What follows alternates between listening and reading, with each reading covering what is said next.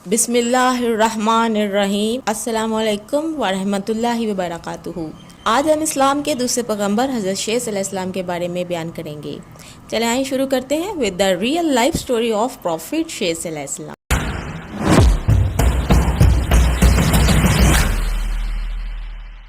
حضرت آدم علیہ السلام کے بیٹے قابیل نے اپنے بھائی حابیل کو قتل کر دیا۔ اللہ تعالیٰ نے اس کو کوے کے ذریعے بھائی کی لاش دفنانے کا طریقہ بتایا۔ اس پر عمل کرتے ہوئے اس نے لاش دفنا دی۔ اس سے اپنے والد کے غصے کا خوف تھا۔ اس موقع پر شیطان نے قابیل کو گھر سے بھاگ جانے کی ترغیب دی، کیونکہ اسے یہ خوف لاحق تھا کہ اگر قابیل حضرت آدم علیہ السلام کے پاس رہا کہیں وہ توبہ استغفار کے بعد دوبارہ راہ حق پر نہ آ جائے۔ چنانچہ اس شیطان نے قابیل سے کہا، اب تجھے تیرے والد زندہ نہیں چھوڑیں گے، تجھے قتل کر ڈالیں گے، تو یہاں سے بھاگ جا۔ قابیل کو پہلے ہی اس بات کا خوف تھا، لہٰذا وہ یمن فرار ہو گیا۔ یہاں اس نے سکونت اختیار کی اور بعد ازاں اس نے شادیاں بھی کی۔ ان سے اولادیں کثیر پیدا ہوئیں۔ قابیل نے اپنے والد کے دین حق سے بغاوت کر کے پہلے آگ پرستش شروع کی، پھر شیطان نے اسے پتھر سے بت بنانے کا طریقہ سکھا دیا۔ یوں قابیل اور اس کی اولاد نے ایک اللہ کو چھوڑ کر بت پرستی شروع کر دی۔ دنیا میں قتل و غارت، حسد اور فساد بت پرستی کی بنیاد قابیل ہی نے رکھی۔ حضرت عبداللہ ابن مسعود سے روایت ہے کہ حضور نبی کریم صلی اللہ علیہ وآلہ وسلم نے فرمایا، دنیا میں جب بھی کوئی ظلم ہوتا ہے اس کا ایک گناہ حضرت آدم علیہ السلام کے بیٹے قابیل کی گردن پر ضرور ہوتا ہے۔ یہ وہ شخص ہے جس نے ظالمانہ قتل کی انتہا کی۔ حضرت آدم علیہ السلام کو جب بیٹے کے قتل کی خبر ملی تو غمزدہ ہو گئے، کیونکہ حابیل نہایت سعادت مند اور نیک شائستہ نوجوان تھا۔ حضرت آدم علیہ السلام کو امید تھی وہ اللہ کے دین کو آگے بڑھانے میں ان کا معاون و مددگار ثابت ہوگا۔ بعض روایات کے مطابق حابیل کی شہادت کا بنیادی سبب یہی تھا کہ قابیل کو بھی اندازہ ہو چکا تھا کہ والد کے بعد نبوت کا تاج نیک سیرت حابیل ہی کی سر سجے گا، اور اسی حسد نے اسے بھائی کے قتل پر ابھارا۔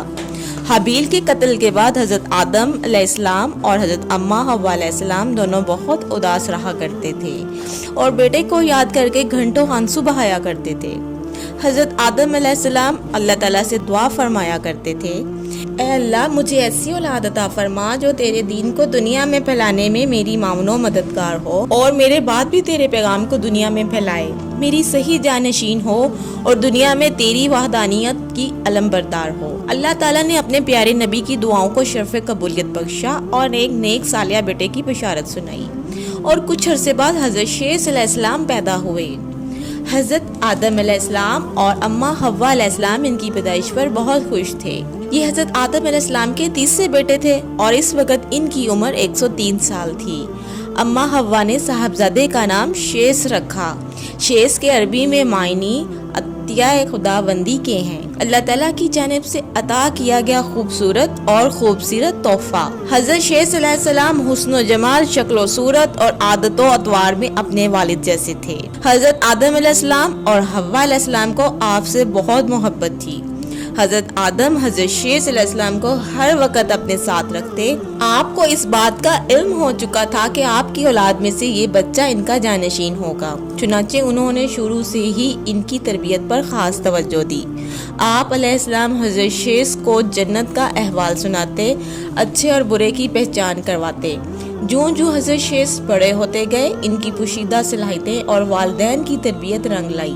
حضرت آدم علیہ السلام نے ان کو درس و تدریس اور وعظ و تبلیغ کے خوبصورت اور منفرد طریقے سکھائے، انہیں دن اور رات کی گھڑیوں کی پہچان کروائی، ان اوقات میں ہونے والی عبادتوں کی تعلیم دی۔ اس کے علاوہ طوفان نوح کے بارے میں بھی آگاہ کیا جو کچھ عرصے بعد آنا تھا۔ حضرت آدم علیہ السلام اور حضرت حوا علیہ السلام کو حضرت شیخ علیہ السلام سے بہت امید تھی۔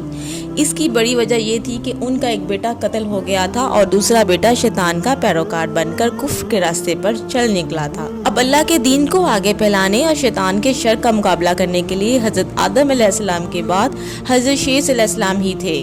چنانچہ جب حضرت آدم علیہ السلام کی وفات کا وقت قریب آیا تو انہوں نے حضرت شیخ صلی اللہ علیہ وسلم کو اپنا خلیفہ اور جانشین نامزد کیا۔ 960 برس کی عمر میں حضرت آدم علیہ السلام نے وفات پائی۔ حضرت شیخ علیہ السلام نے حضرت جبرائیل امین کے بتائے ہوئے طریقے کے مطابق والد حضرت آدم علیہ السلام کی تدفین کی۔ اللہ رب العزت نے حضرت شیخ صلی اللہ علیہ وسلم کو نبوت کے عظیم منصب پر فائز فرمایا اور اولاد کثیر سے نوازا۔ پھر یہ ان کی اولاد نہایت فرمانبردار اور نیک بھی تھی، جو اپنے والد کے ساتھ تبلیغ دین کے کاموں میں مصروف رہتی۔ روایت میں ہے کہ اللہ تعالیٰ نے اپنے پیغمبروں پر 100 صحیفے اور 4 کتابیں نازل فرمائیں۔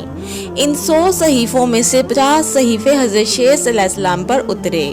گو کہ قرآن کریم میں جن 25 انبیاء کرام کا ذکر ہے، ان میں شیخ صلی اللہ علیہ وسلم کا نام شامل نہیں، تاہم احادیث مبارک میں ان کے نبی ہونے کا صراحت کے ساتھ ذکر ہے۔ حضرت شیخ نے اپنی پوری زندگی والد کی دی ہوئی تربیت کے تحت اللہ تعالیٰ کے دین کی سربلندی میں صرف کی۔ آخری عمر میں زیادہ ضعیف ہونے کی وجہ سے کوشہ نشین ہو گئے تھے، لیکن اولاد آپ علیہ السلام کے کام کو آگے بڑھاتی رہی۔ حضرت شیخ صلی اللہ علیہ وسلم اپنے بھائی قابیل کی اولاد کے کفر و شرک میں مبتلا ہونے اور شیطان کا اعلی کار بنے رہنے کی وجہ سے بہت فکر مند رہتے تھے اور انہیں راہ راست پر لانے کی کوششوں میں لگے رہتے تھے، جنہوں نے اپنے باپ قابیل کی شکل کے بت بنا کر پوجا شروع کر دی تھی۔ روایت میں ہے کہ دنیا میں موجود عام انسان یعنی بنی آدم حضرت شیخ صلی اللہ علیہ وسلم ہی کی اولاد ہیں، کیونکہ حابیل محض 20 برس کی عمر میں اپنے بھائی قابیل کے ہاتھوں شہید کر دیے گئے تھے اور انہوں نے کوئی وارث بھی نہیں چھوڑا تھا، جبکہ دوسرے بیٹے قابیل کی اولاد شیطان کی پیروکار تھی، اللہ کی نافرمان اور کفر پر گامزن تھی، جسے طوفان نوح میں غرق کر دیا گیا تھا۔ مسلمانوں کی طرح یہودی اور عیسائی بھی حضرت شیخ صلی اللہ علیہ وسلم کو اللہ کا نبی، حضرت آدم اور حوا علیہ السلام کا تیسرا بیٹا اور جانشین تسلیم کرتے ہیں، جبکہ وہ بھی اس بات کے قائل ہیں کہ موجودہ تمام انسان حضرت شیخ صلی اللہ علیہ وسلم کی اولاد ہیں۔ حضرت شیخ صلی اللہ علیہ وسلم لوگوں کو نصیحت فرمایا کرتے تھے کہ سچا مومن وہ ہے جو اللہ تعالیٰ کو پہچانتا ہو۔ حضرت آدم علیہ السلام کے انتقال کا وقت جب قریب آیا تو انہوں نے اپنے بیٹے حضرت شیخ علیہ السلام کو اپنے قریب بلایا اور نصیحت کی، اے میرے سعادت مند برخوردار، تم میرے جانشین بنو گے، تم تقوی اختیار کرو گے، اللہ کا ذکر کرو گے اور اس کے ساتھ اس کے محبوب حضرت محمد صلی اللہ علیہ وآلہ وسلم کا نام ضرور لیا کرو گے، کیونکہ میں نے ان کا نام عرش پہ اس وقت لکھا دیکھا تھا جب میں روح اور مٹی کی درمیانی حالت میں تھا۔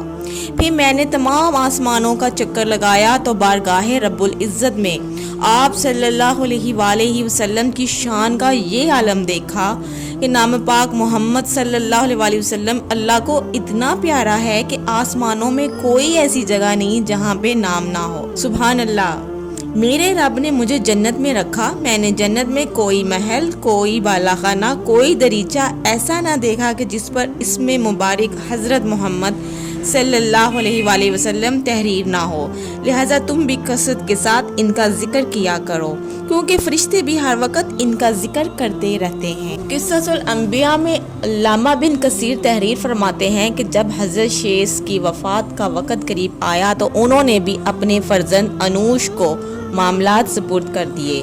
انوش کے بعد اس کا ولی عہد کینن بنا، اس کے بعد کینن کا فرزند مہلائل ان کا جانشین بنا، اور ایرانی اجمی لوگ انہی کے بارے میں خیال رکھتے ہیں کہ یہ 7 ولایتوں کے بادشاہ بنے اور یہ پہلے شخص ہیں جنہوں نے جنگلات کا صفایا کر کے شہروں اور قلعوں کی بنیاد ڈالی، اور انہوں نے ہی شہر بابل اور شہر سوس آباد کیے۔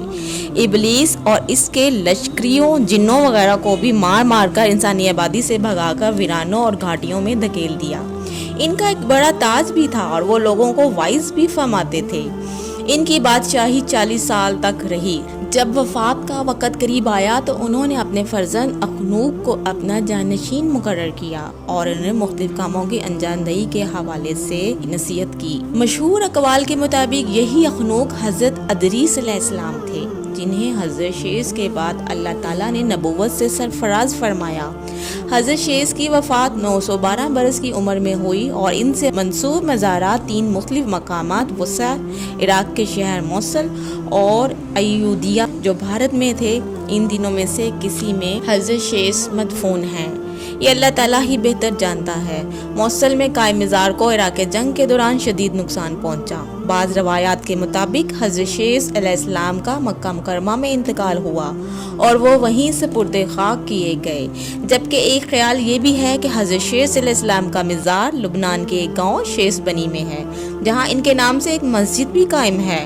13वीं सदी ईस्वी और बाद में आने वाले अरब जुग्राफिया दानों की रवायत के मुताबिक हज़रत शेष का मज़ार फ़लस्तीन के शहर लमला के शुमाल मशरिक में वाक़या एक गांव मशीद में था। 1948 में इसराइल के वजूद में आने के बाद ये गांव गैर आबाद हो गया था, लेकिन आज भी यहाँ 3 कोनों वाला मीनार हज़रत शेष अलैहिस्सलाम के मज़ार पर कायम है। तो ये थी हमारे इस्लाम के दूसरे प्रॉफिट हज़रत शेष अलैहिस्सलाम की रियल स्टोरी, और इंशाल्लाह अब हम अपनी नेक्स्ट एपिसोड में इस्लाम के तीसरे प्रॉफिट की रियल स्टोरी आपको सुनाएंगे। अल्लाह हाफिज़।